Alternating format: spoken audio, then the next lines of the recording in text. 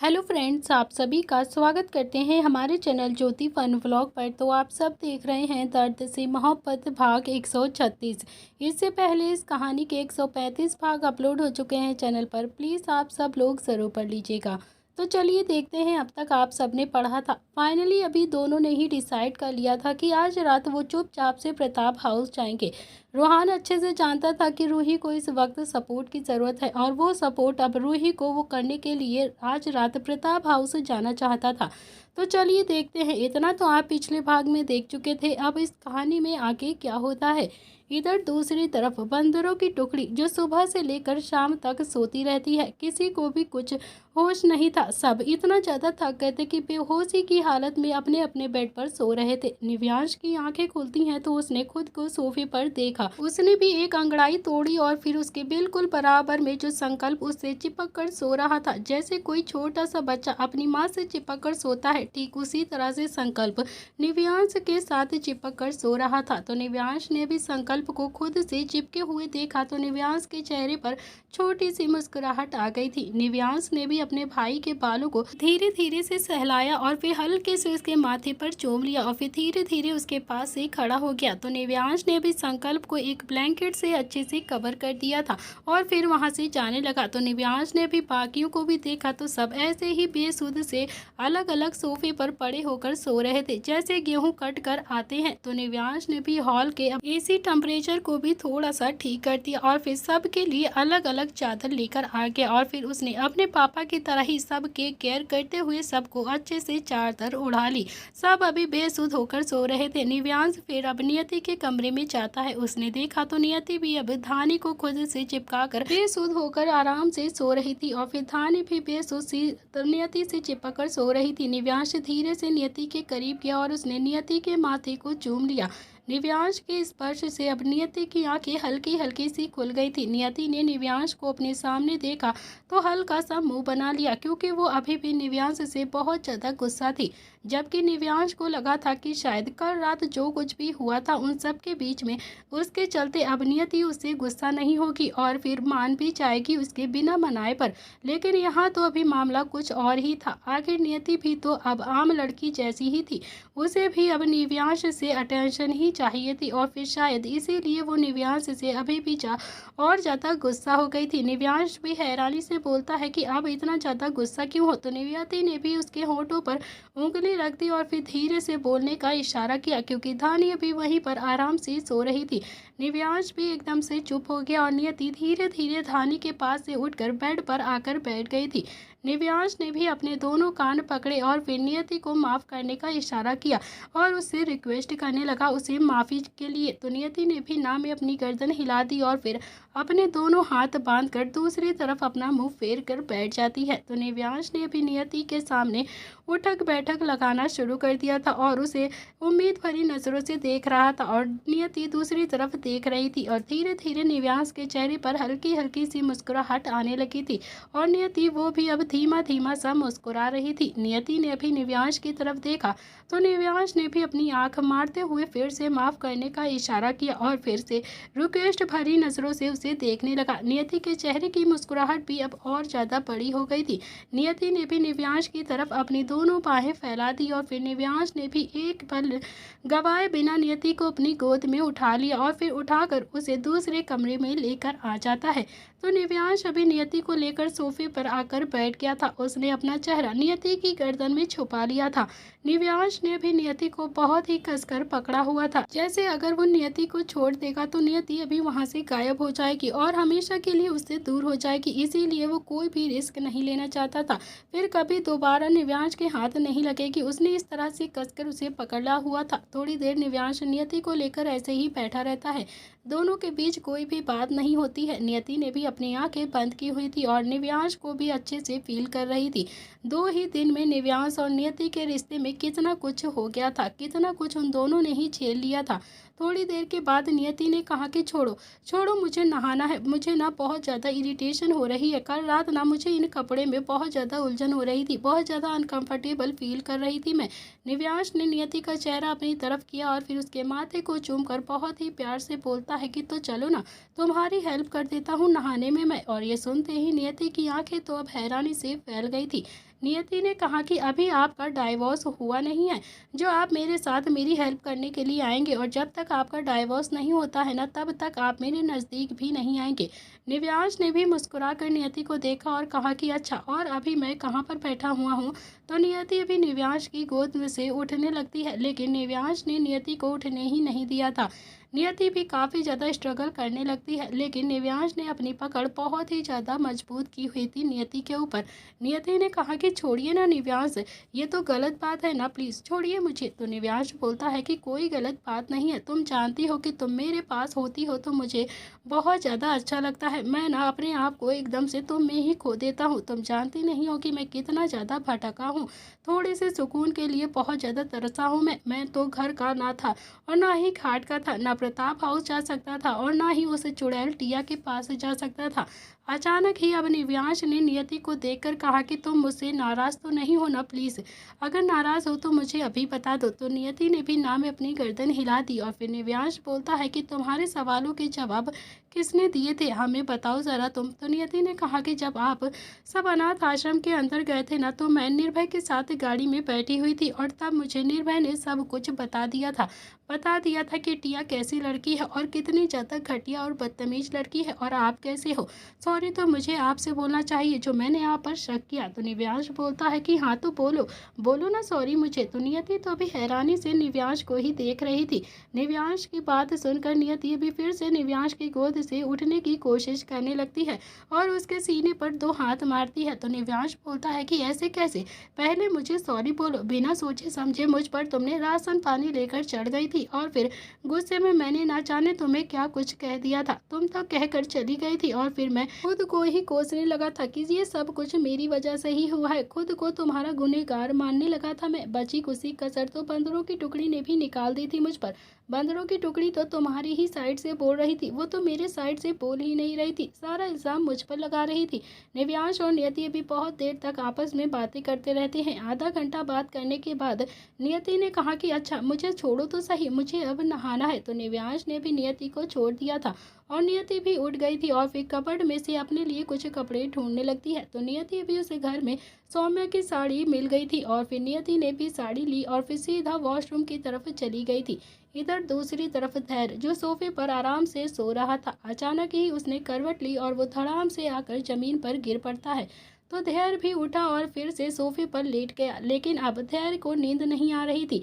उसकी नींद गिरने की वजह से टूट चुकी थी। तो धैर्य अब थोड़ा सा इरिटेट होकर खड़ा होता है, लेकिन वो अभी भी नींद में ही था और फिर वो सीधा अपने बेडरूम में चला गया था। तो धैर्य ने भी बेड की तरफ देखा तो धानी ब्लैंकेट से कवर होकर आराम से बेड पर सो रही थी। तो धैर्य अभी नींद में था और उसने भी ज़्यादा ध्यान नहीं दिया और फिर धानी के साथ ब्लैंकेट में जाकर आराम से लेट गया। थोड़ी देर के बाद धैर्य ने नींद में ही धानी को अपने पास खींचा और फिर उसे अच्छे से जकड़कर अपनी बाहों में सो गया। दूसरी तरफ नियति भी नहाकर बाहर आ गई थी। नियति ने भी सौम्या की येलो कलर की खुले पल्ले की जॉर्जेट की साड़ी पहनी हुई थी। उसके बाल अभी भी गीले गीले से थे और वो उस टॉवल से साफ कर रही थी।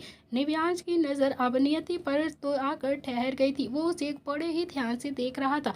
वो बहुत ही प्यार से नियति को देखे जा रहा था। सच ही तो कहा था निव्यांश, उसने टिया के साथ खुशी का एक पल भी नहीं जिया था। पत्नी क्या होती है उसे आज भी नहीं पता था, जबकि नियति को देख लेने से ही उसे बहुत ज़्यादा सुकून महसूस होता था। निव्यांश धीरे धीरे नियति के करीब जाने लगा और फिर नियति निव्यांश को देखकर थोड़ा सा पीछे होती चली जा रही थी।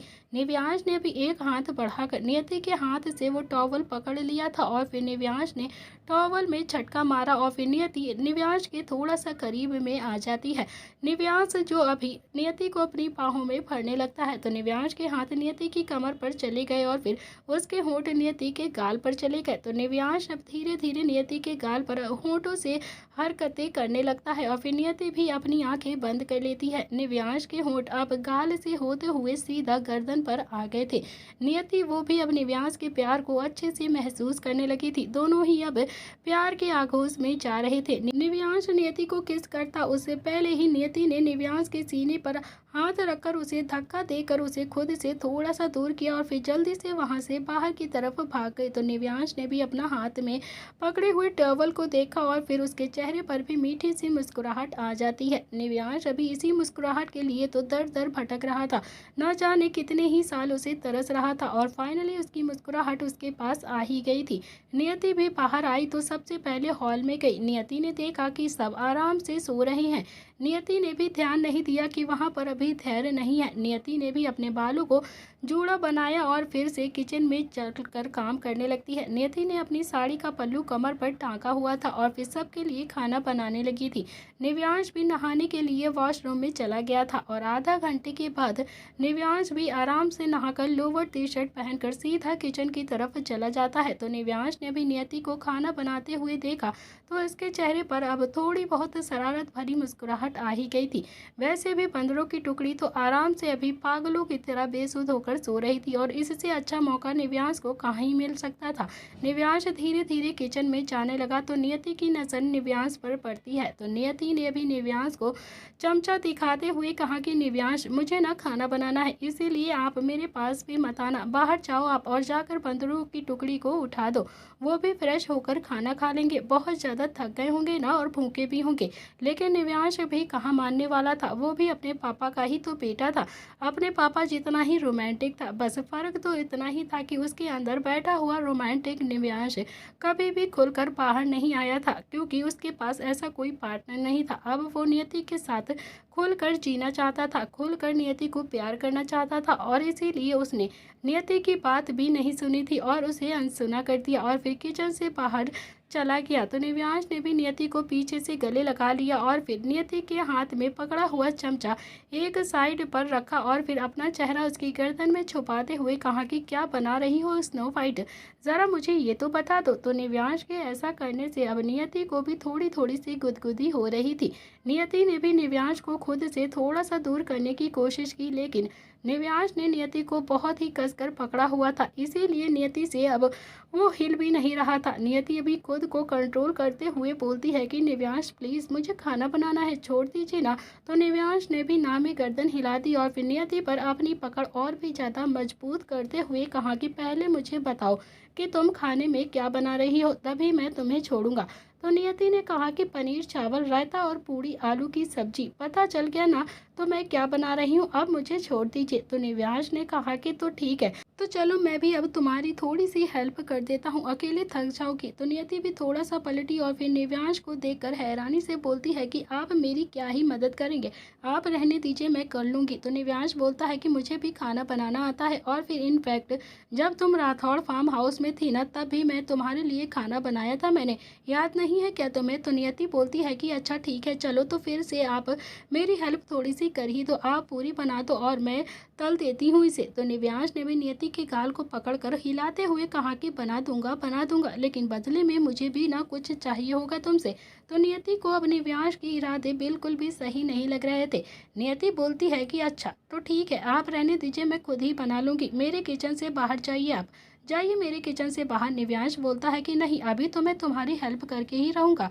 नियति ने भी निव्यांश को बेलन दिखाते हुए कहा कि आप मेरी हेल्प करो या फिर ना करो, बदले में आपको कुछ भी नहीं मिलने वाला है, समझे आप। जब तक आप हमारी शादी नहीं होगी ना तब तक तो कुछ भी नहीं मिलेगा आपको। निव्यांश ने भी फिर से नियति की कमर पर अपना हाथ डाला और खुद से सटाते हुए कहा कि बिल्कुल मिलेगा, और अगर तुमने जरा सा भी और भी कुछ कहा ना तो सच कहता हूँ मैं अभी के अभी लेकर रहूँगा। और फिर नियति तो अभी आंखें फाड़े निव्यांश को देख रही थी और फिर निव्यांश जो धीरे धीरे नियति के चेहरे पर झुकने लगा था उसे किस करने के लिए, लेकिन तभी जोरों की आवाज़ आती है नियति ने भी जल्दीबाजी में निव्यांश के सीने पर हाथ रखकर उसे थोड़ा सा धक्का दिया और फिर निव्यांश जो 2 कदम पीछे हट गया था। चिल्लाने की वजह से बंदरों की टुकड़ी भी एकदम से उठ चुकी थी। समझ में नहीं आ रहा था कि अचानक से कौन चिल्लाया है, जो सब हड़बड़ा कर उठ गए थे। तभी एक और चीखने की आवाज़ आती है, ये चीख धानी की थी। नियति को भी समझते देर नहीं लगी कि चीख धानी के ही कमरे से आ रही है। बंदरों की की टुकड़ी भी अब जल्दी से धानी के कमरे की तरफ भागती है कि आखिर धानी इतनी जोर जोर से क्यों चिल्ला रही है। वहां का नजारा देखकर तो सबकी आंखें हैरानी से फैल कर रह गई थी। धैर्य और धानी दोनों ही एक बेड पर धानी के बड़े से लहंगे के ऊपर धैर्य पैर फैलाकर आराम से बैठा हुआ था और धानी जो मुंह बनाकर धैर्य को घूर घूर कर देखे जा रही थी। उसकी आंखों में तो हल्का हल्का सा पानी भी उतर आया था और फिर धैर्य जो लगभग काफी ज्यादा गुस्से में धानी को घूर कर देख रहा था। बंदरों की टुकड़ी ने जब उन दोनों को देखा वो भी उन्हें देखती रह गई। धैर्य गुस्से में बोलता है कि तुम मेरे कमरे में क्या कर रही हो, क्यों आई हो तुम मेरे कमरे में, क्या कर रही थी तुम मेरे कमरे में मेरे साथ, बोलो। तो धानी भी कुछ भी नहीं बोलती है और वो क्या ही बोलती धानी। तो धानी को ही क्या पता था कि ये कमरा किसका है और ये घर किसका है, उसे तो कुछ पता ही नहीं था। और धैर्य कौन है, वो तो पहली बार इतने बड़े से घर में आई थी। वो तो चुपचाप से भर धैर्य की डांट आराम से सुन रही थी और फिर उसके आंसू जो टपकने के लिए बिल्कुल तैयार हो चुके थे। धैर्य गुस्से में बोलता है कि अब क्या यहाँ पर बैठी ही रहोगी, उठो मेरे बेड से और जाओ, उठो मेरे बेड से अभी के अभी। तो धानी भी वहां से उठती भी कैसे, उसके लहंगे पर तो धैर्य ने अपने पैर रखे हुए थे। तो धैर्य भी फिर से गुस्से में बोलता है कि सुनाई कम देता है क्या तुम्हें, सुनाई नहीं दे रहा है, उठने के लिए कह रहा हूँ मैं, उठो। तो धानी भी धीरे से बोलती है कि मेरा लहंगा। तो धैर्य ने भी कहा कि मुझे तुम्हारे लहंगे में कोई भी इंटरेस्ट नहीं है और ना ही तुम्हारा लहंगा पहनना है मुझे, लहंगे के साथ ही उठो तुम, समझी। तो धानी भी कुछ बोलती उससे पहले ही संकल्प ने धैर्य के सिर पर एक मुक्का मारकर कहा कि अबे उसके लहंगे को छोड़ेगा तभी तो वो उठेगी ना। तो धैर्य ने भी अब जाकर नोटिस किया कि वो तो धानी के आधे लहंगे पर हक जमा कर बैठा हुआ, दोनों ही पैर फैलाकर उसके लहंगे पे ही बैठा है। धैर्य एक बार धानी को गुस्से में देखता और फिर एक बार खुद को देखता जो अभी भी उसके लहंगे पर ही बैठा हुआ था। तभी संकल्प ने एक और उसके गाल पर टकाते हुए कहा कि अबे अब देख क्या रहा है, उठ, उठ ना पहले तभी तो वो मामी उठेगी ना, ऐसे कैसे उठ सकती है मामी। तभी धैर्य भी एकदम से उठ गया और फिर बंदरों की टुकड़ी बाहर की तरफ जाने लगी। लेकिन तभी बंदरों की टुकड़ी एकदम से रुक गई और वो वापस से पलटकर धैर्य को गुस्से में देखने लगती है। तभी संकल्प ने भी अपने दांत पीसते हुए कहा कि अबे एक बात बता तू मुझे, तू इसके कमरे में क्या कर रहा है, तू तो हमारे साथ हॉल में था ना। तो निव्यांश ने भी आंखें छोटी करके धैर्य की तरफ गुस्सा दिखाते हुए कहा कि हाँ हाँ जवाब दे, संकल्प क्या पूछ रहा है, मुझे भी जानना है कि तू यहाँ पर कैसे आया, तू इसके कमरे में क्या कर रहा है, तू तो हॉल में था ना नीचे सबके साथ, इसके पास तो नियति सो रही थी ना, तू यहाँ पर कैसे आया। तो धैर्य अभी बंदरों की टुकड़ी को ही घूर कर देख रहा था और फिर बंदरों की टुकड़ी उसे खा जाने वाली नजरों से घूर रही थी, क्योंकि जहाँ तक धैर्य की कमिटमेंट थी कि धैर्य को धानी बिल्कुल भी पसंद नहीं है, वो उसमें बिल्कुल भी इंटरेस्ट नहीं ले रहा था। लेकिन अगर इंटरेस्ट नहीं था तो वो धानी के पास क्या कर रहा था, वो उसके पास एक ही बेड पर क्यों लेटा था। धैर्य भी अपना सलाइवा गटकते हुए बोलता है कि यार वो मुझे नींद में चलने की आदत है ना, इसीलिए मैं नींद में चलकर इसके पास आकर सो गया, अब मुझे क्या पता था कि ये मेरे कमरे में ही लेटी होगी। निर्भय ने भी ताली बजाते हुए कहा कि वाह वाह वाह वाह क्या बात है, क्या एक्सक्यूज दिया है इसने, मतलब बंदा नींद में चलता है, नींद में चलकर मेरे पास नहीं आया, संकल्प के पास नहीं गया, दक्ष के पास भी नहीं गया, निव्यांश के पास भी नहीं गया, लेकिन हाँ आया तो कहाँ आया, अपनी चूहिया बीबी के पास आ गया, ये भी ना बहुत ही अच्छा एक्सक्यूज दिया है तूने। तो धैर्य ने भी निर्भय को आंखें दिखाते हुए कहा कि अबे चूहिया किसे बोल रहा है तू, बोल किसे बोल रहा है। निर्भय ने भी कमर पर हाथ रखा और बोला कि क्या बात है, अभी तो इसने अपनी बीवी को एक्सेप्ट भी नहीं किया है और फिर इनसिक्योरिटी तो अभी से ही होने लगा है, इसे बहुत ज़्यादा बुरा लग रहा है। तू चूहिया कह सकता है लेकिन मैं चूहिया नहीं कह सकता हूँ क्या। धैर्य भी बेड से उतर गया और फिर निर्भय की तरफ 2 कदम आगे बढ़ता हुआ बोलता है कि नहीं नहीं कह सकता है, आई समझ में बात तुझे, तू इसे चूहिया नहीं कहेगा। इतना कहकर धैर्य उस कमरे से बाहर की तरफ जाने लगा था। तभी निव्यांश ने भी उसे रोकते हुए कहा कि धैर्य बेशक से तू रिश्ते में मेरा मामा लगता है लेकिन उम्र में बड़ा हूँ मैं, समझा। तू आज के बाद धानी की तरफ देखना भी मत, तू अगर तूने उसे देखा भी ना तो तेरी आंखें निकाल लूंगा मैं। अगर तुझे इस रिश्ते में कोई भी इंटरेस्ट नहीं है तो तू आजाद है इस रिश्ते से, समझा तू। तो धैर्य ने भी गुस्से में पलटकर निव्यांश को देखा और फिर बोलता है कि मुझे भी इसके पास आने का कोई भी शौक नहीं है और ना ही कोई इंटरेस्ट है, सच में मैं नींद में ही था इसीलिए यहाँ पर आ गया था, वरना देख इसे, ये कहीं से भी मिस वर्ल्ड नहीं है जो मैं इसके पास आ जाऊंगा। इतना कहकर धैर्य ने भी धानी को देखा तो धैर्य के दिल की धड़कनें एकदम से बढ़ गई थी। धानी सच में बहुत ही ज्यादा खूबसूरत थी। धैर्य ने तो उसे कल रात ठीक से देखा भी नहीं था और न ही जान पाया था। नियति के पास खड़ी हुई वो बहुत ही ज्यादा खूबसूरत लग रही थी। हालांकि उसका जो भी मेकअप किया गया था वो पूरी तरह से खराब हो चुका था रोने की वजह से, मगर फिर भी उसके गालों की लाली ही बता रही थी कि वो सच में बेहद ही बहुत ही ज़्यादा खूबसूरत है।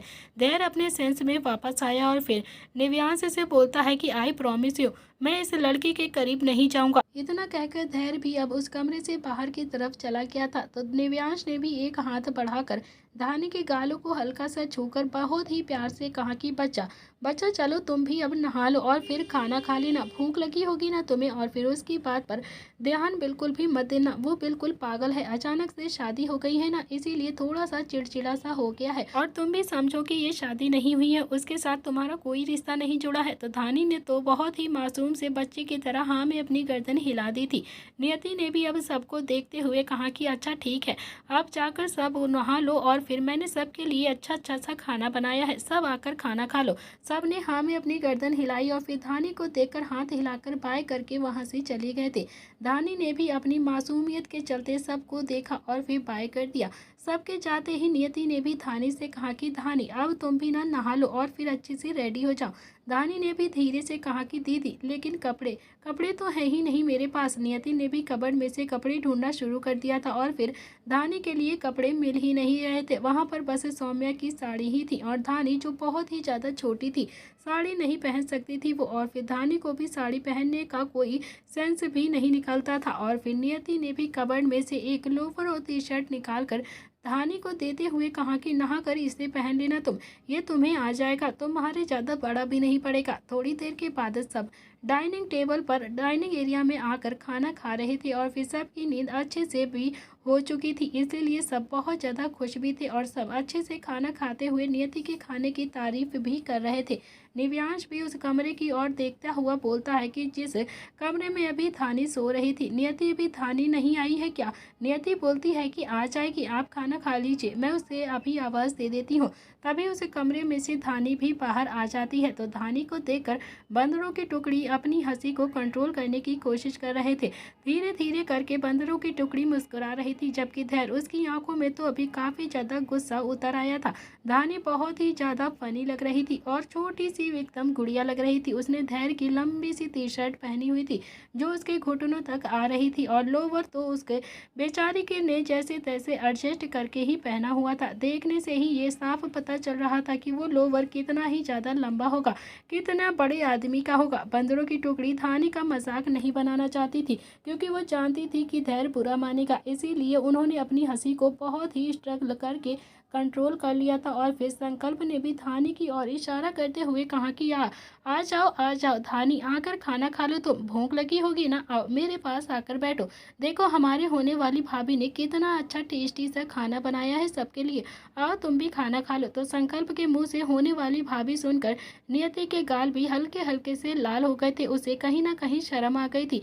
धानी धीरे धीरे डाइनिंग टेबल की तरफ आने लगी थी। वो अपने लंबे चौड़े कपड़ों को संभालने की कोशिश भी कर रही थी, लेकिन कभी उसकी बाजू बाहर आ जाती तो कभी उसका कंधा गिरने लगता। लेकिन इसमें दो राय बिल्कुल भी नहीं थी कि धानी धैर्य के कपड़ों में भी बहुत ही ज़्यादा क्यूट लग रही थी और बहुत ज़्यादा खूबसूरत लग रही थी।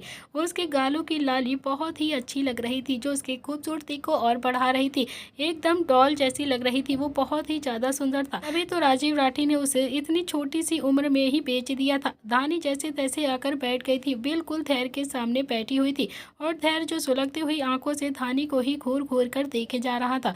धानी को धैर्य से बहुत ही ज़्यादा डर लग रहा था और उसे देखकर उसकी सिट्टी बिट्टी गुम हो रही थी, क्योंकि जब जब धैर्य और धानी एक दूसरे से बात होती थी तो धैर्य हमेशा चिल्ला पड़ता था। तो निव्यांश ने भी धैर्य को घूर कर देखकर कहा कि इतना ज़्यादा घूर क्यों रहा है तू उसे? धैर्य भी बोलता है कि माँ के कपड़े भी तो ये पहन सकती थी ना, ज़रूरी था इसे मेरे कपड़े पहन कर ये यहाँ पर क्यों आई? तो संकल्प ने भी धैर्य को समझाते हुए कहा कि अरे नानी के कपड़े इसके कहाँ पर आ जाएंगे यार, तू ना बिल्कुल पागल हो गया है क्या, छोटी सी तो है ये तेरी चुहिया। धैर्य ने भी संकल्प की तरफ फिर से गुस्से में सुलगती हुई आंखों से देखा तो निर्भय ने भी धैर्य की मजाक उड़ाते हुए कहा कि धैर्य धैर्य रख, धैर्य धैर्य, सब कुछ ना ठीक हो जाएगा। वैसे भी छोटे पैंथर ने कहा ही है ना कि वो इस रिश्ते को तेरे ऊपर नहीं थोपेगा, जबरदस्ती तेरा रिश्ता इससे नहीं जोड़ेगा। तो फिर इतना ज़्यादा गुस्सा क्यों कर रहा है तू? सब फिर से खाना खाने लगते हैं, लेकिन धानी उसे तो बहुत ही ज़्यादा डर लग रहा था धैर्य से। वो अभी भी उसे घूर रहा था। वो तो बिल्कुल धैर्य के सामने ही बैठी हुई थी, तो जैसे तैसे खाना तो वो खा ही रही थी। तभी निव्यांश का फ़ोन भी वाइब्रेट होता है।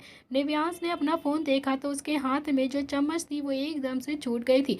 फ़ोन अभी प्रताप हाउस से आया था। निव्यांश ने भी सबको देखते हुए कहा कि यार, घर से फ़ोन है, क्या करूं, क्या बताऊं सबको। तो और ये सुनते ही सब अब डाइनिंग टेबल से एकदम से खड़े होकर दूर चले गए थे, जैसे अभी किसी का भी फ़ोन नहीं आया हो, टाइम बम रख दिया हो किसी ने। इसीलिए सब डर के मारे थोड़ा थोड़ा सा दूर हो गए और फिर वो फ़ोन कटने ही वाला था। तभी डाइनिंग टेबल पर इस वक्त सिर्फ निव्यांश, नियति और धानी ही थे। धानी को तो पता भी नहीं चला था कि एकदम से सब उठकर यहाँ से क्यों चले गए, आखिर हुआ क्या है। वो तो अभी भी हैरानी से बस उन सबको ही घूर कर देख रही थी, जो डाइनिंग टेबल से थोड़ा सा दूर जाकर खड़े हो गए थे। तो निव्यांश ने भी अपना सलाइवा गटक लिया और उन सब को घूर कर देखा और फिर बंदरों की टुकड़ी की तरफ देखते हुए गुस्से से कहा कि सालो सालो, मैं अकेला नहीं पीटूंगा, समझे, चुपचाप से यहाँ पर आ जाओ। पीटेंगे तो सब पीटेंगे, नहीं तो मैं अकेले नहीं जाऊंगा वहाँ पर। लेकिन सब ने एक साथ ना में अपनी मुंडी हिला दी थी। संकल्प ने भी बहुत ही धीरे से कहा कि उठा ना, उठा कर तो देख, फोन पर है कौन और क्या बोल रहा है, पहले फोन उठा तू। तो निव्यांश ने भी दांत पीसते हुए कहा कि इतनी ही जल्दी लग रही है ना तो आ उठा लेना तू फोन, वहाँ पर क्यों खड़ा है। फोन अभी भी कंटिन्यू बज रहा था। आखिरकार नियति ने अपना हाथ आगे बढ़ाया और फिर निव्यांश ने फोन नियति के हाथ पर रख दिया। तो नियति ने भी अब फोन पिक करने के लिए कान पर लगाया तो दूसरी तरफ से अभी नील की आवाज़ आती है, हेलो, कहाँ है तू, जल्दी से बता तू कहाँ पर है और कहाँ पर रहता है आजकल। मेरा फ़ोन भी तुझे दिखाई नहीं देता है कि जो तू मेरा फ़ोन उठा ले। दर्शन कब देगा तू? और हाँ, वो तेरी बंदरों की टुकड़ी वो कहाँ पर है, वो भी दिखाई नहीं दे रही। अब कुछ बोलेगा कि नहीं, या फिर रुद्र को भेजूँ तुम सबको ढूंढने के लिए मैं? तभी नियति ने भी अपनी मीठी सी आवाज़ में कहा कि बड़े पापा, मैं नियति बोल रही हूँ। और ये सुनते ही नील का गुस्सा एकदम से शांत हो गया था और वो बहुत ही प्यार से बोलने लगता है। तो नियति की मीठी सी आवाज़ जब नील के कानों में घूमती है तो उसने भी ना जाने क्यों जिया की बेटियों की याद आ जाती थी। उसे ऐसा लगा कि शायद जिया की आवाज़ में उसकी बेटी बोल रही है। नील भी अपने ख्यालों से बाहर आया और फिर बोलता है कि तुम निव्यांश के साथ में हो क्या? तो नियति बोलती है कि जी हाँ, हम सब यहीं पर हैं, धैर्य भैया के घर पर सब खाना खा रहे हैं, हम जल्द ही वहाँ पर आ जाएंगे। तो नील ने कहा कि निव्यांश कहाँ पर है? तो नियति ने भी अब निव्यांश की तरफ देखा तो निव्यांश ने तो अपने दोनों हाथ जोड़ लिए थे, जैसे उसे रिक्वेस्ट करता है, जैसे उससे कहना चाहता हो कि प्लीज़ प्लीज़ संभाल लो, मुझे ना बताना। तो नियति बोलती है कि बड़े पापा, वो तो वॉशरूम में है, उनका फ़ोन बज रहा था तो मैंने ही उठा लिया। आपको उनसे ज़रूरी बात करनी है तो आप मुझे मैसेज दे दीजिए, मैं उन्हें बता दूंगी। नील के चेहरे पर भी हल्की हल्की सी मुस्कुराहट आ गई थी। नील अच्छे से जानता था कि नियति झूठ बोल रही है। निव्यांश हो ना हो उसी के आसपास में ही होगा और उसी ने ही नियति से झूठ बोलने के लिए कहा होगा। तो नील ने भी हल्की सी मुस्कुराहट के साथ कहा कि नहीं नहीं, कोई भी ज़रूरी काम नहीं था बेटा, बस मैं ये जानना चाहता था कि आखिर बंदरों की टुकड़ी कहाँ पर उछल कूद कर रही है, इसीलिए थोड़ी सी टेंशन हो रही थी। लेकिन तुमने बता दिया है ना कि तुम सब धैर्य के घर पर हो तो कोई बात नहीं, मैं अब फ़ोन रखता हूँ, तुम सब अपनी पार्टी को एंजॉय करो। तो नील ने भी अब फ़ोन कट कर दिया और नील ने मुस्कुरा कर खुद से कहा कि क्या बात है, अभी तो शादी भी नहीं हुई और अभी से ही निव्यांश को बचाने लगी है। तो पागल लड़की, पता नहीं हम सब प्रताप खानदान के बेटों ने ऐसी कौन सी दान पुण्य की है जो उन्हें इतनी अच्छी लाइफ पार्टनर मिलती है जो हमेशा के लिए उनका सपोर्ट करती है। तो नियति ने भी अब सबको देखा और फिर एक हल्की सी मुस्कुराहट पास कर दी थी। तो नियति के मुस्कुराते ही सब अच्छे से समझ गए थे कि उन्हें ग्रीन सिग्नल मिल चुका है, अब कोई भी उनका कुछ भी नहीं कहेगा, ना ही कुछ बिगाड़ सकता है। सब वापस से डाइनिंग टेबल पर आ गए और फिर से अपने अपने खाने पर कॉन्सेंट्रेट करने लगे और आराम से बैठकर खाने लगे। इधर दूसरी तरफ रोहान भी गाड़ी प्रताप हाउस के बाहर आकर रोकता है और फिर अरमान बोलता है कि अब गाड़ी में ही बैठा रहेगा क्या, चल उधर अब अंदर चलते हैं। तो रोहान ने कहा कि लेकिन अंदर कैसे जाएंगे, मुझे ना थोड़ा थोड़ा डर भी लग रहा है यार। तो अरमान बोलता है कि अरे मैं बताऊंगा ना कैसे अंदर जाएंगे, तू इतना ज़्यादा डर क्यों रहा है, तू उतर तो सही पहले। दोनों ही गाड़ी से उतर गए थे और फिर दोनों ही टाइम देखते हैं तो रात के भी 11:30 बजे का समय हो रहा था। अरमान रूहान को लेकर प्रताप हाउस के बैक साइड में आ गया था। रूहान ने भी अरमान को बहुत ही हैरानी से घूर कर देख कर कहा कि यार तू पहले भी यहाँ पर आया है क्या, जो तुझे यहाँ का रास्ता भी पता है? तो अरमान ने भी हाँ में अपनी गर्दन हिला दी। तो अरमान ने भी वहाँ पर रखे एक गमले पर पैर रखा और फिर थोड़ा सा उछल कर दीवार पर आकर चढ़ गया। और फिर रूहान तो अभी भी हैरानी से बस अरमान को ही घूरे जा रहा था। उसे तो अपनी आंखों पर यकीन नहीं था कि उसका भाई इतना ज़्यादा एक्सपर्ट हो चुका है मिलने में। अरमान ने धीरे से बोला कि अब सोच क्या रहा है, आजा तू भी आजा। तो रूहान को अब ऐसे चढ़ना बहुत ही ज़्यादा अजीब लग रहा था। लगता भी क्यों ना था तो वो अपने बाप का ही बेटा। रुद्र को भी ऐसे काम बहुत ही ज़्यादा अजीब लगते थे और उसे कहीं ना कहीं बहुत ज़्यादा डर भी लगता था ये सब करने में। आज रूहान को भी ये ऐसे काम बहुत ही ज़्यादा अजीब लग रहे थे, लेकिन फिर भी उसे अपनी रूही के पास तो जाना ही था, उससे तो मिलना ही था उसे।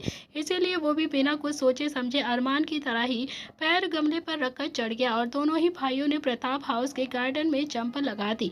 जंप लगाते ही रूहान भी एकदम से खड़ा हो गया और फिर उसने अपने कपड़े झाड़े और बोलता है कि मुझे लगता है कि अंशिका के बड़े पापा को बताना ही पड़ेगा कि वो यहाँ से दीवार ऊंची करवा ले, वरना कोई भी आकर अंदर घुस जाएगा और फिर उनके घर में बहुत ज़्यादा खतरा हो जाएगा। मैं बहुत जल्द अंशिका के बड़े पापा को ये बता दूंगा। और ये सुनते ही अरमान तो भी आंखें फाड़े बस रूहान को ही घूर रहा था।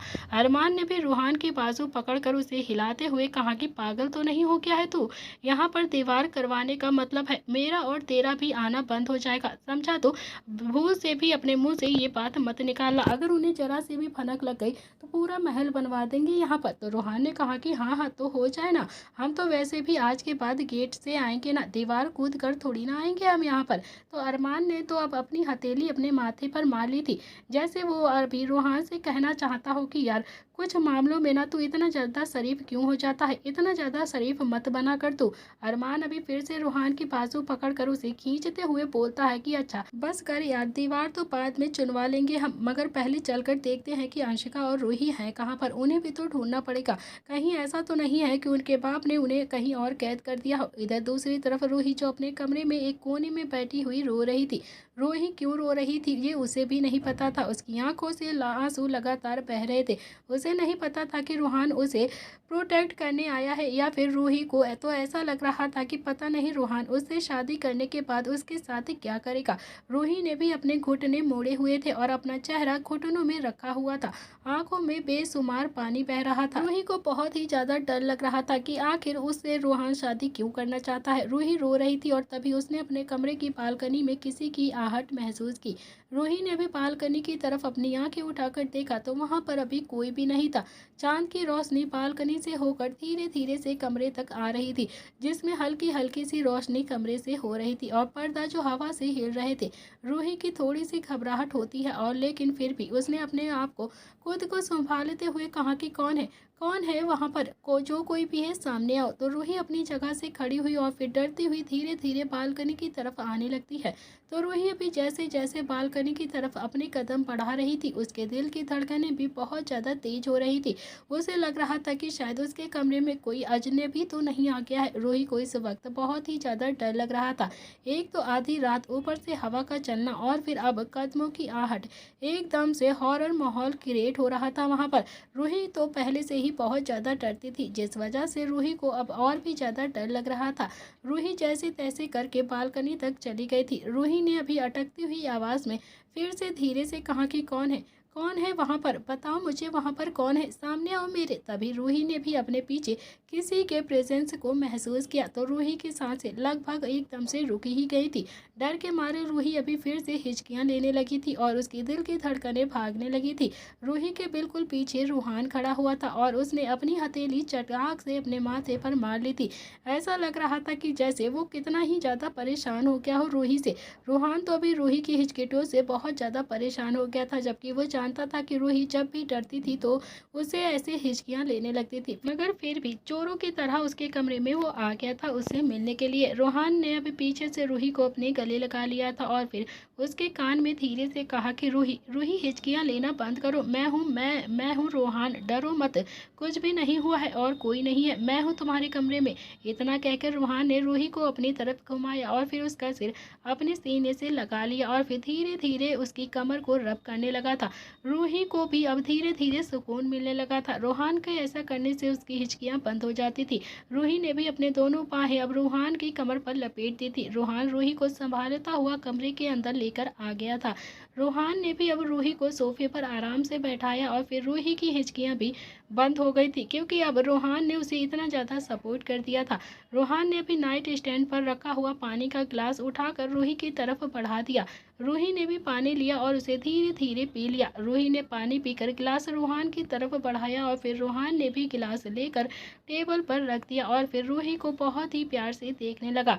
अचानक ही रूही की आंखें हैरानी से फिर से फैल गई थी। रूही ने भी रूहान की तरफ देखा तो रूहान भी अब अंधे बनने की एक्टिंग करने लगा था। रूही को अब रूहान पर गुस्सा भी आने लगा था। उसे बहुत ज़्यादा गुस्सा आ रहा था, क्योंकि वो जान चुकी थी कि रूहान को कहीं ना कहीं दिखने लगा है और वो नाटक कर रहा है, लेकिन वो अभी भी कोई गुस्सा नहीं कर सकते थे रूहान पर। उसे नहीं पता था कि रूहान के दिमाग में अभी क्या चल रहा है और वो क्या सोचकर उसे मिलने के लिए प्रताप हाउस आया है। रूही भी खड़ी हुई और फिर उसने अपनी एक उंगली उठाकर रूहान की आंख के करीब लेकर जाने लगी। वो चेक कर रही थी कि क्या सच में रूहान अंधा है, क्या उसे सच में दिखाई नहीं देता है या फिर वो बस अंधे की नाटक कर रहा है। तभी रूहान ने उसकी उंगली अपनी मुट्ठी में भरकर कहा कि उंगली आंख में डाल दोगी क्या तो आंख नहीं फूट जाएगी मेरी, अब क्या उंगली पूरी की पूरी घुसा दोगी मेरी आंखों में। और ये सुनकर तो रूही की आंखें अब हैरानी से फैल गई थी और मुंह भी खुला का खुला रह गया था। तो रूही बोलती है कि आपको दिखता है ना, आप सच में देख सकते हो ना, आप सबसे झूठ बोल रहे हो ना कि आपको दिखता नहीं, आप अपने आंखों का ऑपरेशन करवा चुके हो ना, आप सब कुछ देख सकते हो ना। तो रूहान बोलता है कि नहीं रूही, ऐसा कुछ भी नहीं है, मैं तो अंधा हूँ, मुझे कुछ नहीं दिखता है। रूही रूहान की तरफ एक कदम चली और फिर रूहान जो 2 कदम पीछे हट गया। रूही बोलती है कि झूठ मत बोलो, मुझे सब पता है, आप देख सकते हो, आप झूठ बोल रहे हो। अगर आपको दिखता नहीं है तो आप यहाँ पर कैसे आए, कैसे आप आए यहाँ पर मेरे कमरे में कैसे आए, बताइए मुझे। आपको तो यहाँ पर कुछ भी नहीं पता है ना, बताओ जल्दी, आपको दिखता है ना, आप सबसे झूठ बोल रहे हो ना, लेकिन झूठ क्यों बोल रहे हो, बताओ मुझे, आप सबसे ऐसे झूठ क्यों बोलते हो। तो रूहान अभी रूही को समझाता हुआ बोलता है कि रूही प्लीज़, मेरी आंखें ठीक नहीं हुई है, लेकिन मैं अपनी आंखों का ट्रीटमेंट करवा रहा हूँ और मुझे बहुत ही जल्द दिखने लगेगा। आंखों से मैं रोज़ दवाई डालता हूँ ना, जिस वजह से मुझे अब थोड़ा थोड़ा सा दिखाई देता है, जिसकी वजह से मैं यहाँ पर भी आ गया हूँ। रूही ने पूछा कि थोड़ा थोड़ा मतलब, मुझे समझ में नहीं आया। तो रूहान ने भी रूही के दोनों बाजू को पकड़कर उसे बेड पर बैठाया और फिर खुद भी उसके पास बैठता हुआ बोलता है कि थोड़ा थोड़ा मतलब, मुझे ना काली आकृतियाँ दिखाई देती हैं, मैं अंदाज़ा लगा सकता हूँ कि ये तुम हो, इसीलिए मैं पहचान जाता हूँ और थोड़ा थोड़ा काम मैं खुद भी कर लेता हूँ। तो रूही भी अब अलती पलती मार कर बेड पर आराम से बैठ गई थी और फिर रूहान को देखती हुई बोलती है कि ऐसा होता है क्या, मतलब अब आपकी आंखें धीरे धीरे से ठीक हो जाएंगी, आप सब कुछ देखने लगोगे, है ना रूहान जी, आप यही बोलना चाहते हो ना। तो रूहान भी अब रूही के सामने अलती पलती मार कर आराम से बेड पर बैठ गया था और फिर हाँ में अपनी गर्दन हिलाता हुआ बोलता है कि हाँ हाँ हाँ बिल्कुल सही कहा तुमने, क्या अब धीरे धीरे मेरी आंखें भी ठीक हो जाएंगी ना। तो रूही ने भी अब अपनी मासूमियत के चलते फिर से रूहान से पूछा कि अब आपको ऑपरेशन भी नहीं कराना पड़ेगा, अब आपका ऑपरेशन नहीं होगा, आप ऐसे ही ठीक हो जाएंगे, आपको सब कुछ दिखेगा, आंखों में दवाई डालकर ही आपकी आंखें वापस आ जाएंगी। तो रूहान अभी रूही के सवालों का जवाब देता हुआ बोलता है कि हाँ हाँ हाँ मेरी आंखें अब ऐसे ही ठीक हो जाएंगी, मैं बिल्कुल ठीक हो जाऊंगा। रूही के चेहरे पर भी एक मीठी सी मुस्कुराहट आ गई थी कि फाइनली अब रूहान की आंखें ठीक हो जाएंगी और वो सब कुछ देख पाएगा, रूहान भी ठीक हो जाएगा। इससे ज़्यादा खुशी रूही के लिए और क्या ही हो सकती थी, वो बहुत ज़्यादा खुश हो जाती है। तो रूही भी अब मुस्कुराते हुए बोलती है कि अब आपका ऑपरेशन नहीं होगा, मुझे ना सच में बहुत ज़्यादा खुशी हो रही है। रूहान ने भी ना में एक बार गर्दन हिला दी। तो रूही ने भी कहा कि अच्छा मुझे नहीं पता था कि आंखें ऐसे भी ठीक हो जाती हैं, जो अंधा होता है वो दवा डालकर भी आंखों को ठीक कर सकता है, मुझे तो लगा था कि शायद डॉक्टर ऑपरेशन थिएटर में ले जाते होंगे और फिर अपने तावे चमटे मारकर पेशेंट की आंखों को निकाल देते होंगे और फिर दूसरी आंखों को फिट कर देते होंगे, मैं तो बस यही सोचकर बहुत ज़्यादा डर रही थी। तो रूही की इतनी मासूमियत भरी बातें सुनकर तो रूहान के चेहरे पर भी मुस्कुराहट आ गई थी। रूहान भी बेड पर आराम से लेट गया और फिर रूही का हाथ पकड़कर उसे भी अपने ऊपर खींच लिया और अपने ऊपर ही उसे लिटा लिया। तो रूही भी अब सीधा जाकर रूहान के सीने से टकरा जाती है और उसके सीने पर गिर जाती है। तो रूहान ने भी अपनी पकड़ अब रूही के ऊपर कस दी थी और फिर रूही के सिर को सहलाता हुआ बहुत ही प्यार से बोलता है कि अब ये बताओ मुझे कि तुम इतना ज़्यादा रो क्यों रही थी, किसी ने कुछ कहा क्या तुमसे। ये सुनते ही रूही के आंसू अब और भी ज़्यादा रुके नहीं तेज हो गए और वो फिर से बहने लगते हैं। तो रूही ने भी भरे हुए गले से कहा कि आप मुझसे शादी क्यों करना चाहते हो, मेरा मतलब है कि अब तो आपकी आंखें भी ठीक हो जाएंगी ना, आप तो सब कुछ देखने लगोगे, आपको हर एक चीज़ दिखाई देगी। तो फिर आप मुझसे क्यों शादी कर रहे हो? मुझसे कहीं ज़्यादा अच्छी लड़की आपको मिल जाएगी, बहुत ही ज़्यादा पढ़ी लिखी अमीर लड़की मिलेगी आपको, फिर भी आप मुझसे शादी कर रहे हो। क्यों क्यों कर रहे हो आप मुझसे शादी? मुझे ये बात समझ नहीं आती है। तो रूहान बोलता है कि तुम्हारे इसी एक सवाल से तो मेरा दिमाग बहुत ज़्यादा ख़राब हो जाता है। मुझे समझ में नहीं आता है कि तुम ऐसे सवाल क्यों लाती हो अपने दिमाग में। और कुछ बात करते हैं ना तो रूही भी अपने आंसू को साफ करते हुए बोलती है कि मैं तो अनाथ हूँ ना, मेरे माँ बाप भी कहाँ पर है मुझे नहीं पता है, एक बहन है वो भी कहाँ पर है ये भी नहीं पता है मुझे। आप मुझसे शादी करना चाहते हो ताकि मैं आपको उस इंसान का नाम बता दूँ जिसने आप पर गोली चलवाई थी, जो आपको मारना चाहता हो। आप इसीलिए मुझसे शादी कर रहे हो ना, तो मैं आपको नहीं बता सकती हूँ, मैं मजबूर हूँ, आपको नहीं बता पाऊंगी मैं। रूहान अभी रूही पर अपनी पकड़ मजबूत करते हुए बोलता है कि मुझे तुमसे कोई भी सच नहीं सुनना है, मैं नहीं जानना चाहता हूँ। अपने दिमाग पर ज़्यादा जोर मत डालो वरना किसी दिन ना फट ही जाएगा ये। तो रूही भी अपने आप को रोने से रोकना चाहती थी, लेकिन उसके आंसू तो अभी उसका हाथ में ही नहीं थे, वो बस बह जा रहे थे। रूहान को तो अंदाजा भी नहीं था कि रूही कितनी ज़्यादा तकलीफ़ों से गुजर रही है, उसे कितनी ज़्यादा दर्द है उसके अंदर। तो रूहान ने भी अब रूही को अपने ऊपर से हटाकर अपने बराबर में लेटा लिया और फिर खुद करवट लेकर उसे देखने लगता है। रूहान अभी बहुत ही गौर से रूही को घूर रहा था। कमरे में हल्की हल्की सी रोशनी भी आ रही थी, जिससे रूही भी समझ नहीं पा रही थी कि रूहान उसे कितनी शिद्दत से देख रहा है। रूही तो बस अपने आंसुओं को साफ करने में लगी थी। तो रूहान ने भी रूही के आंसू को पोंछे और फिर उसके माथे पर हल्का सा किस कर करके कहा कि तुम इतना ज़्यादा रोती क्यों हो यार, प्लीज़ इतना मत रोया करो, चलो अब चुप हो जाओ, मैं तुम्हें एक गुड न्यूज़ देने के लिए यहाँ पर आया हूँ। तो रूही अभी हैरानी से रूहान को देखने लगी थी और फिर रूहान ने बारी बारी से रूही के दोनों आंखों पर हल्का हल्का सा किस किया और फिर बोलता है कि देखो मैं तुम्हें एक बहुत ही बड़ी गुड न्यूज़ दूंगा यहाँ पर, तुम इससे बहुत ज़्यादा खुश हो जाओगी, लेकिन हाँ बदले में तुम्हें भी मुझे कुछ ना कुछ तो देना ही होगा। तो रूही अभी हैरानी से रूहान को देखने लगती है। तो रूहान बोलता है कि बोलो बोलो, जो मैं मांगूंगा दोगी ना तुम मुझे। तो रूही को तो अब कुछ भी समझ में नहीं आ रहा था कि ऐसा रूहान उसे कौन सी गुड न्यूज़ देगा और फिर उसे बदले में भी खुद भी कुछ चाहिए होगा, वो क्या जवाब दे। वो अभी उसी में ही पलट गई थी। तो रूही भी अपने आप को ही रूहान की बातों का मतलब निकालते हुए बोलती है कि मैं सच में आपको नहीं बताऊंगी कि मुझे किसने हायर किया था आपको मारने के लिए, इसीलिए प्लीज़ मुझसे ये उम्मीद तो बिल्कुल ही छोड़ दीजिएगा। तो रूहान के चेहरे पर तो अब फिर से हल्की सी मुस्कुराहट आ गई थी और फिर रूही की मासूमियत पर दिन वो एकदम से कायल होता जा रहा था, उसका दिल और भी तेज धड़कने लगा था। रूहान ने भी बोला कि यार मुझे ना तुमसे कुछ भी नहीं पूछना, तुम इतना ज़्यादा क्यों डर रही हो उस बात को लेकर। रूही ने कहा कि तो फिर बताओ ना क्या गुड न्यूज़ देने हैं आपको मुझे। तो रूहान ने भी अपना एक हाथ रूही के गाल पर रखा और फिर उसे हल्का सा रब करते हुए कहा कि मैं जानता हूँ तुम्हारी बहन कहाँ पर है और तुम उससे मिलने के लिए कितना ज़्यादा परेशान हो। और ये सुनते ही रूही की आंखें तो हैरानी से फैल गई थी। रूही अभी कुछ रिएक्ट करती उससे पहले ही रूहान फिर से बोलता है कि और हाँ, और मैं ये भी जानता हूँ कि तुम्हारे माँ बाप कौन है, मुझे सब कुछ पता है और मैं ये बहुत ही जल्द तुम्हें बताने के लिए यहाँ पर आया था। अब तो रूही के दिल की धड़कनें भी डबल स्पीड के साथ भागने लगी थी। रूही ने रूहान को देखकर हैरानी से पूछा कि आप सच कह रहे हो रूहान जी, आप जानते हो मेरी बहन कहाँ पर है, आप जानते हो कि मैं कौन हूँ, मेरे माँ बाप कहाँ पर हैं, आप सब कुछ जानते हो ना, तो बताओ बताओ मुझे कहाँ पर है मेरे मम्मी पापा और मेरी बहन। तो रूहान ने भी हाँ में अपनी गर्दन हिलाते हुए कहा कि हाँ हाँ सब जानता हूँ मैं, लेकिन तुम्हें अभी नहीं मिलवाऊंगा उसे, अभी मैं तुम्हें कुछ भी नहीं बताऊंगा। तो रूही अभी जो पहले से अपने आंसुओं को कंट्रोल नहीं कर पा रही थी, उसका रोना तो अब और भी ज़्यादा तेज हो गया था और वो जोर जोर से रोने लगती है। तो रूही अभी फिर से रोते हुए बोलती है कि प्लीज़ प्लीज़ मिलवा दो ना मेरी बहन से, बता दो ना कि मेरे माँ बाप कौन है, प्लीज़ प्लीज़ रूहान जी बता दीजिए ना मुझे। रूही के रोने से रूहान को अब कोई भी फर्क नहीं पड़ा था। इनफैक्ट वो सीधा लेट गया और फिर उसने सीलिंग को निहारते हुए कहा कि सब कुछ फ्री में चाहिए बीवी को, अब मैं क्या बताऊँ, मुझे भी तो कुछ चाहिए होगा ना, बदले में कुछ नहीं मिलेगा बीवी तुम्हें फ्री में।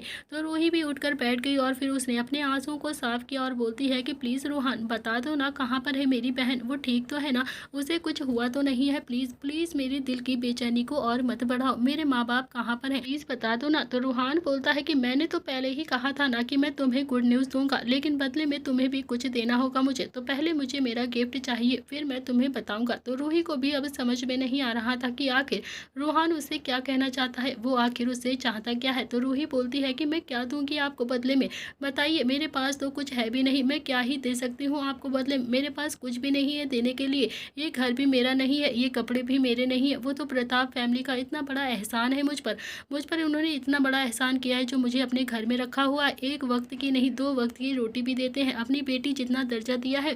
अब बताओ मैं क्या दूँ आपको, बोलो ना। तो रूहान बोलता है कि ये बात दिमाग से निकाल दो कि प्रताप फैमिली ने तुम पर कोई भी एहसान किया है, तुम्हें यहाँ पर रखकर। इनफैक्ट तुम्हारे माँ बाप ने प्रताप फैमिली को माफ़ कर कर उन पर एहसान कर दिया है, समझे। तुम ये दिमाग में बिल्कुल भी मत लाया करो कि प्रताप फैमिली का कुछ भी एहसान है तुम्हारे ऊपर।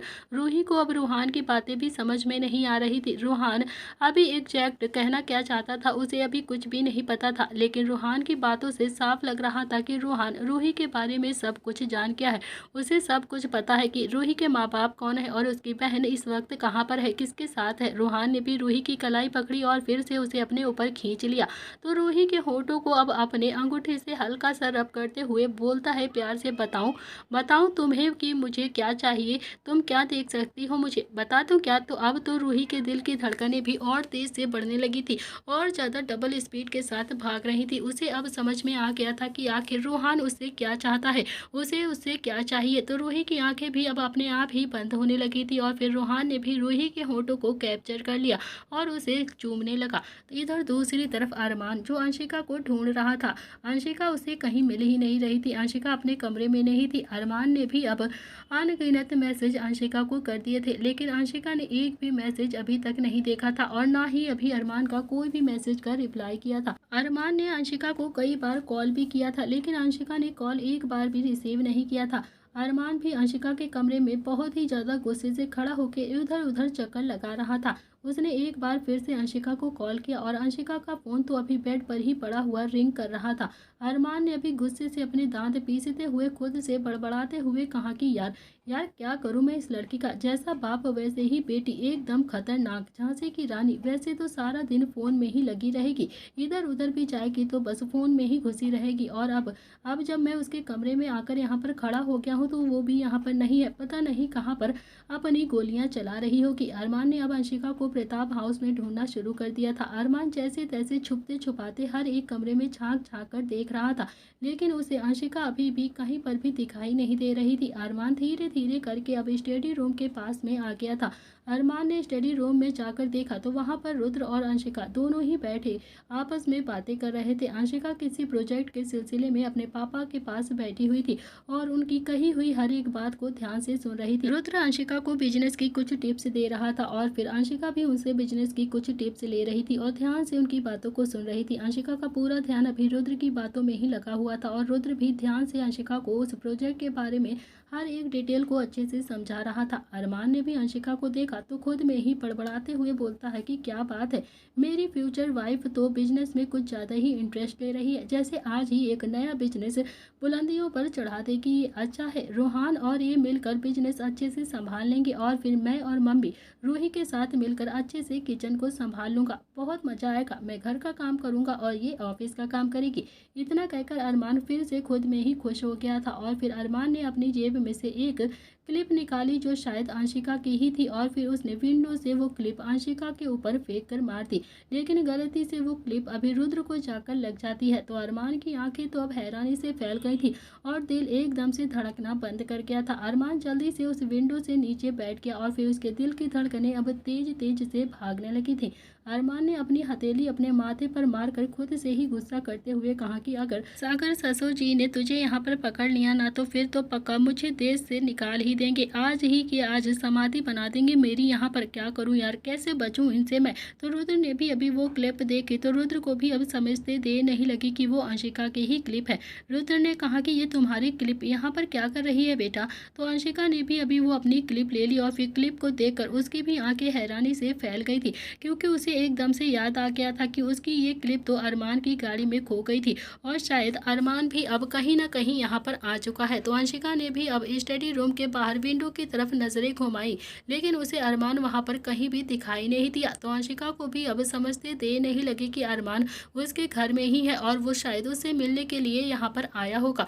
अब उसकी दिल की धड़कनें भी तेज तेज से भागने लगी थी। अंशिका का मन अभी कर रहा था कि वो अभी के अभी अरमान को जाकर सिर फोड़ दे, क्योंकि वो बहुत ज़्यादा डर रही थी कि अगर उसके पापा ने अरमान को यहाँ पर देख लिया तो बहुत बड़ी गड़बड़ हो जाएगी। अरमान को तो सच में डर ही नहीं लगता था कि और अंशिका जो उसे बहुत ज़्यादा डर लग रहा था कि कहीं उसके पापा अरमान को ना देख लें और अगर उन्होंने उसको देख लिया तो सच में बहुत ही बड़ा घमासान मच जाएगा घर में। तो अंशिका ने भी रुद्र को देखा जो अपने लैपटॉप पर अपनी उंगलियां चला रहा था। अंशिका धीरे से बोलती है कि पापा अब मुझे नींद आ रही है, क्या मैं जाऊं यहाँ से? तो रुद्र ने भी अभी अंशिका को हैरानी से देखते हुए कहा कि बेटा अभी तो तुम्हें आधा घंटा भी नहीं हुआ है यहाँ पर आके और तुम्हें सोना है, अभी से तुम्हें नींद आने लगी? थोड़ी देर और रुक जाओ ना, कुछ पॉइंट और समझा दूंगा तुम्हें, प्रोजेक्ट में हेल्प हो जाएगी और अच्छे से तुम्हें समझ भी जाओगी क्योंकि अभी ज़्यादा टाइम नहीं हुआ है। तो अंशिका भी वहाँ से बहुत जल्दी से जाना चाहती थी लेकिन रुद्र ने तो अंशिका को जाने ही नहीं दिया था, उसे अपने पास में ही बैठा लिया। इतने में ही अरमान ने फिर से खिड़की के पास आया और फिर अंशिका की तरफ देखने लगा लेकिन अंशिका वो तो अब लैपटॉप में अपना काम कर रही थी और फिर अपने पापा की बातों को बहुत अच्छे से ध्यान से सुन रही थी। अभी अंशिका ने अरमान की तरफ देखा ही नहीं था और अरमान जो अभी भी खिड़की से बाहर खड़ा होकर अंशिका को ही घूर रहा था। तो दोस्तों इसी के साथ इस कहानी का आज का ये एपिसोड यहाँ पर खत्म होता है। क्या रुद्र जान पाएगा कि अरमान प्रताप हाउस में है और क्या अरमान को देख लेगा रुद्र और फिर क्या होगा इन दोनों के बीच?